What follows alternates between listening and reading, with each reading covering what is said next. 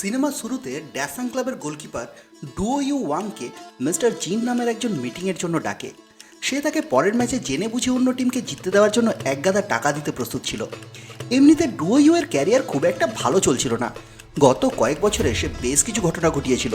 একটা প্লেয়ারকে কামড়ে দিয়েছিল, যে জন্য তাকে বেশ কয়েকটি ম্যাচের জন্য সাসপেন্ড করা হয়েছিল। তাই সে মেকআপ করে মেয়েদের টিমে খেলতে থাকে, নিজের শরীরে খাবার পরিবেশন করে, আরও না জানি কী কী। কিন্তু এসব সত্ত্বেও সে মিস্টার জিনকে বলে যে তাকে কেনা যাবে না, এবং এরপর তো সে পরের ম্যাচে অন্য টিমকে একটাও গোল করতে দেবে না।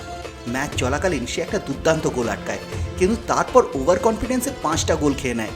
সে এতটাই খারাপ খেলে যে অন্য টিমের ছেলেরা তাকে নিয়ে সেলিব্রেট করতে থাকে যে থ্যাংক ইউ ভাই, জিতিয়ে দিয়েছিস।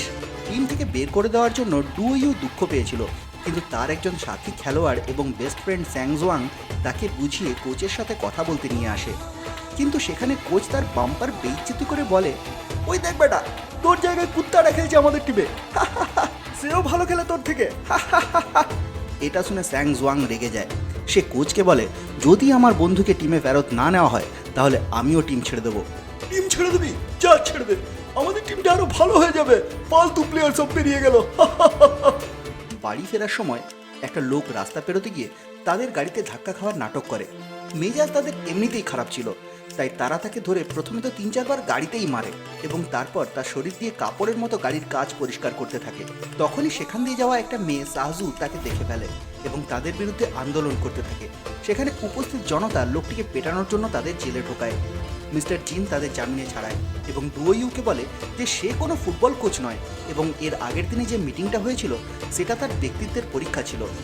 সে তাকে নিজের অফিসে নিয়ে যায় এবং ডুও ইউকে মিস্টার ইন এবং মিস্টার লাইয়ের সাথে পরিচয় করায়। তিনি তাকে বলেন যে ডুও ইউ এর আরও একজন দাদু ছিল যে মনোমালিন্যের কারণে পরিবার থেকে দূরে সরে যায়। প্রায় 1 মাস আগে তার মৃত্যু হয়েছে এবং ডুও ইউ তার সমস্ত সম্পত্তির একমাত্র উত্তরাধিকারী। কিন্তু সম্পত্তি তাকে দেওয়ার আগে ডুও ইউকে একটা পরীক্ষায় পাশ করতে হবে, যেটা তার দাদু মৃত্যুর আগে ঠিক করেছিল। তাকে 1 বিলিয়ন ইউয়ান, যা প্রায় 1200 কোটি টাকা, 1 মাসে খরচ করতে হবে। তবেই সে বাকি 30 বিলিয়ন ইউয়ান মানে 35,000 কোটি টাকা পাবে। কিন্তু এই চ্যালেঞ্জে কিছু নিয়মও ছিল। টাকার ব্যবহার বেআইনিভাবে করা যাবে না।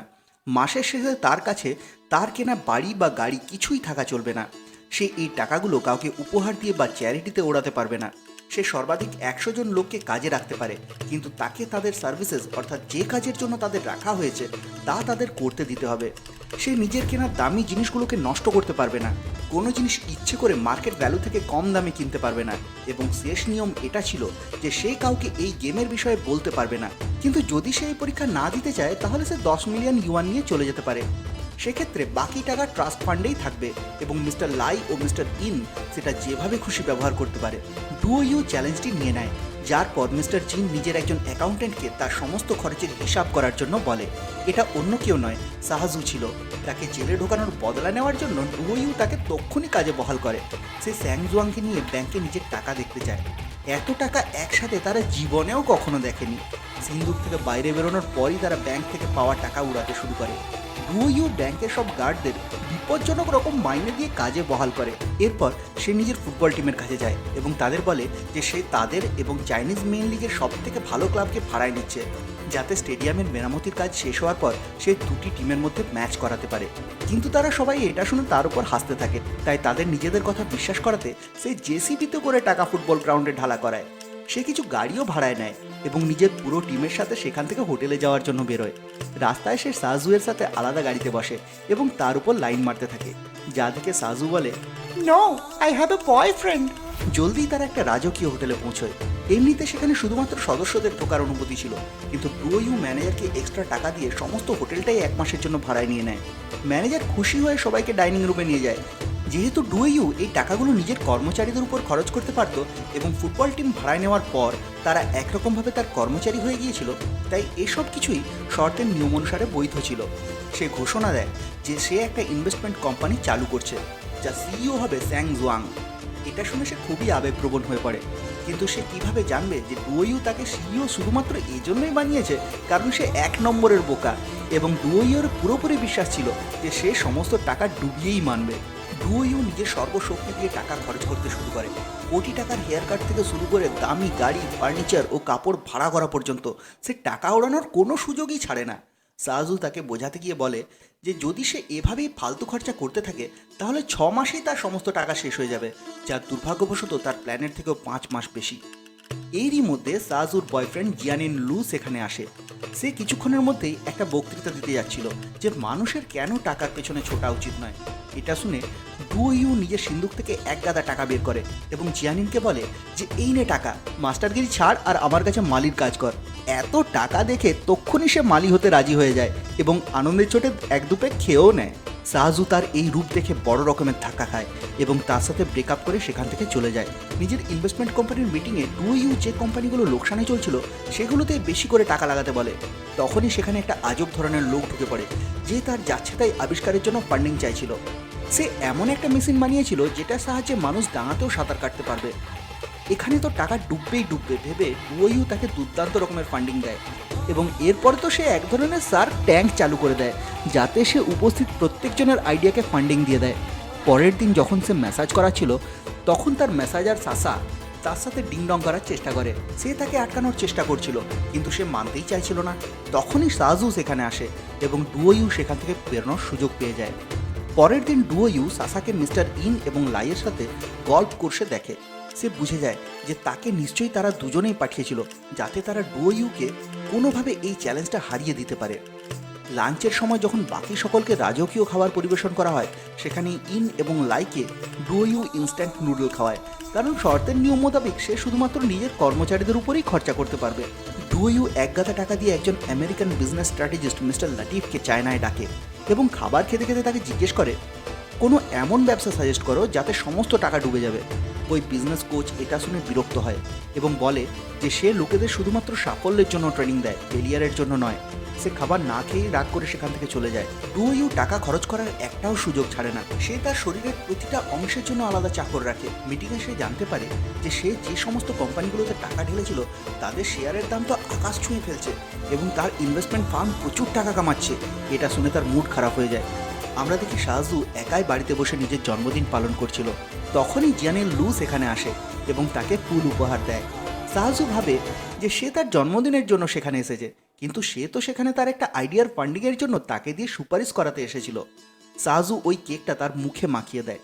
সে সেখান থেকে ডুও এর কাছে যায় যে কিনা টাকা খরচ করার জন্য একটা আতশবাজি শোয়ের ব্যবস্থা করেছিল। সমস্ত আকাশ রঙে ভরে ওঠে। সাজু এসব দেখে খুব খুশি হয় এবং ডুওকে বলে যে আজ তার জন্মদিন। সেও মৌকা দেখে দাও মারে, বলে জানি বই কি, সেই আনন্দেই তো বোমা ফাটাচ্ছি। পরের দিন সাজু দেখে ডুও সমস্ত শহরে তার পোস্টার লাগিয়ে দিয়েছে যাতে লেখা ছিল ডুওকে তার হৃদয় জেতার একটা সুযোগ তো দেওয়া উচিত। সে টিভি, রেডিও, এমনকি হট এয়ার বেলুনেও এই জিনিসগুলো লাগিয়ে দিয়েছিল। লোকেরা সাজুকে সেলিব্রিটি ভেবে তার সাথে ছবি তোলাতে থাকে। সে ডুওকে ফোন করে এসব সরাতে বলে, কিন্তু সেগুলো সরাতে পরিষ্কারভাবে না বলে দেয়। যখন সে ক্যাবে করে হোটেলে যাচ্ছিল সে দেখে সেই লোকটি যার জন্য সে ডুওকে পুলিশে দিয়েছিল সে আজ তার ক্যাবের সামনেও ধাক্কা খাওয়ার নাটক করছে।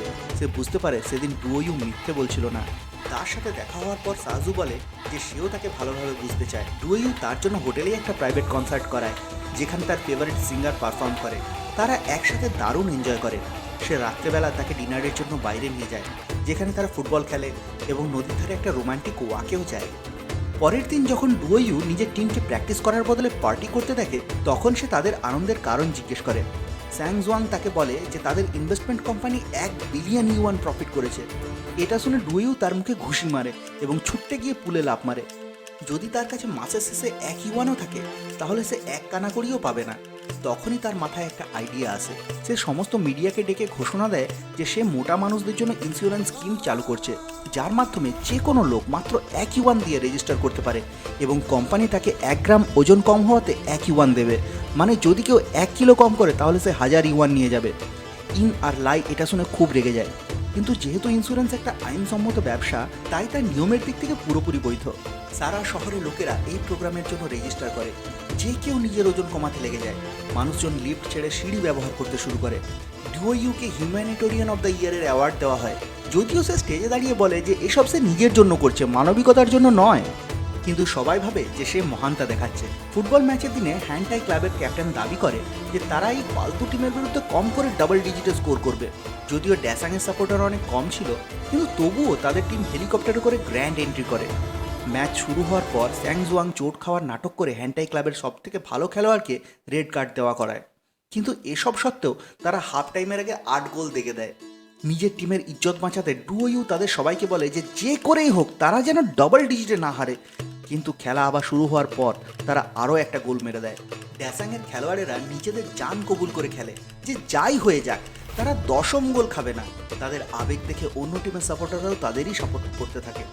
সাবস্টিটিউট শেষ হয়ে যাওয়ার পর কোচ নিজেই খেলার জন্য গ্রাউন্ডে নামে, কিন্তু পিছলে আছাড় খাওয়ার কারণে তার কোমরে খিঁচকি লেগে যায়। তারা যেমন তেমন করে অপর টিমকে 10ম গোল করার থেকে আটকে দেয়। ম্যাচ শেষ হওয়ার পর দর্শক ও সমস্ত টিমের মধ্যে আনন্দের স্রোত বয়ে যায়। ম্যাচ শেষ হওয়ার পর ডুওইউ এর কাছে সাজুর নাম্বার থেকে ফোন আসে। একজন অপরিচিত লোক বলে যে সে সাজুকে কিডন্যাপ করে নিয়েছে এবং যদি সে সকাল পর্যন্ত টাকা না দেয় তাহলে সে তাকে মেরে ফেলবে। ডুওইউ এর সামনে বিরাট বড় সমস্যা এসে পড়ে।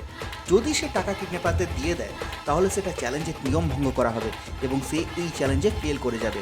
কিন্তু আসলে এটা তার দাদুর ঠিক করা শেষ পরীক্ষা ছিল, এটা জানার জন্য যে সে মানুষের জীবনকে টাকার থেকে বেশি মূল্য দেবে কিনা। মিস্টার জিনের ডুওইউ এর উপর সম্পূর্ণ ভরসা ছিল যে সে সাজুকে বাঁচানোর জন্য টাকা অবশ্যই দেবে, কিন্তু ওদিকে ডুওইউ তো বারে গান বাজনা করছিল। সকাল পর্যন্ত তার অপেক্ষা করে যখন মিস্টার জিন ও সাজু হতাশ হয়ে সেখান থেকে বেরোতে থাকে, তারা তাকে সিঁড়িতে বসে কান্না করতে দেখে। তার দাদুর বানানো শেষ ভিডিওটি চালানো হয় এবং মিস্টার জিন তাকে বলে যে সে 30 বিলিয়ন ইউয়ানের মালিক হয়ে গেছে। আমরা দেখি যে সমস্ত দুনিয়া ঘুরে ডুওইউ প্রেগনেন্ট সাজু এর সাথে ফিরে আসে। তারা এবার তাদের সমস্ত সম্পত্তি দান করতে চায়, কিন্তু তারপর তারা ভাবে যে বাচ্চাটার জন্য কিছু টাকা তো রাখতে হবে। তারা একটা ছোট লিস্ট দিয়ে শুরু করে তাতে এত কিছু ঢুকিয়ে দেয় যে তাদের কাছে ডোনেট করার জন্য আর টাকাই থাকে না। যদি আপনিও এত টাকা খরচ করতে পেয়ে যান তাহলে আপনি কি করবেন? কমেন্টে অবশ্যই জানাবেন। দেখা যাক সবথেকে দুর্দান্ত কমেন্ট কার হয়, এবং গল্পটি ভালো লেগে থাকলে চ্যানেলটিকে সাবস্ক্রাইব করে নেবেন।